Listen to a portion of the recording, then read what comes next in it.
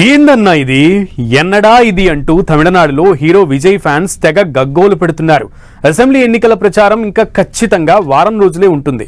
ఆ తర్వాత ఇక పోలింగ్ హడావిడి ప్రారంభం అవుతుంది. ఇలాంటి కీలకమైన సమయంలో టీవీకి అధినేత విజయ్ తీసుకుంటున్న నిర్ణయాలు, ఆయన వ్యవహార శైలి ఫ్యాన్స్ ని తీవ్రమైన నిరాశలో ముంచెత్తుతోంది.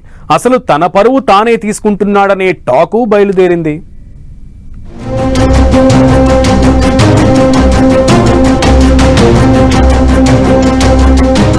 ఎన్నికలకి ముందు విజయ్ ఇమేజ్ డ్యామేజ్.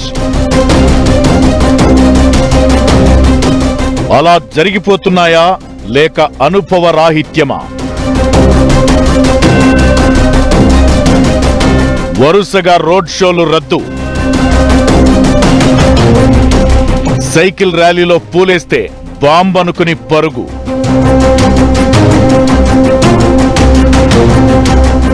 టీవీకే అధినేత విజయ్ ఎన్నికలకు ముందు ఫుల్ బిజీగా గడుపుతారనుకుంటే చివరి అంకంలో చేతులెత్తేస్తున్న వైనం కనిపిస్తోంది.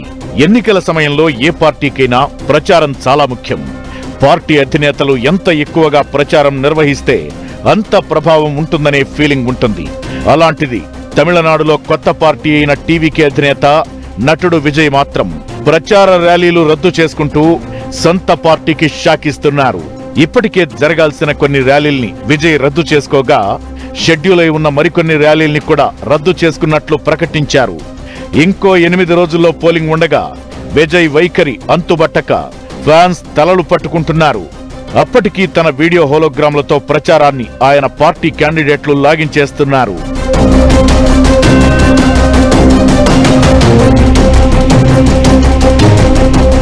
వెల్లివక్కం, తిరుచిరాపల్లి, పుదుచ్చేరి, టీనగర్, గుడ్డలూరు వంటి కొన్ని నియోజకవర్గాల్లో ర్యాలీలను రద్దు చేశారు. ఈ లిస్టులో ఇంకా కొన్ని ర్యాలీలు కూడా ఉండే అవకాశాలు కనిపిస్తున్నాయి. పైగా ఈ ర్యాలీలకు అనుమతులు కూడా ఇచ్చారు. ఓవైపు అధికార పార్టీపై విమర్శలు చేస్తూ తనకి పర్మిషన్లు ఇవ్వడం లేదని, తనకి ఒక్కడికే ఎందుకు రూల్స్ అని ఆక్రోశించే విజయ్ మరి ఇలా ర్యాలీలను ఎందుకు రద్దు చేసుకుంటున్నారనేది అంతు చిక్కలేదు. అదలా ఉండగానే కరైకుడిలో సైకిల్ ర్యాలీ చేసిన విజయ్ అక్కడ జరిగిన ఓ సంఘటనకి స్పందించిన విధానం మరింత ట్రోల్స్ కి గురవుతోంది. శివగంగ నియోజకవర్గంలో టీవీకే చీఫ్ చేసిన ఈ సైకిల్ ర్యాలీకి భారీగా జనం తరలివచ్చారు.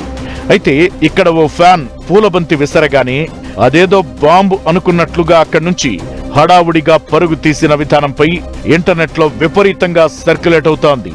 దీంతో విజయ్ ఫ్యాన్స్ లో ఏంటి మా హీరో ఇలా లాస్ట్ ల్యాప్ లో ఇమేజ్ డ్యామేజ్ చేసుకుంటున్నారనే చర్చ జరుగుతోంది.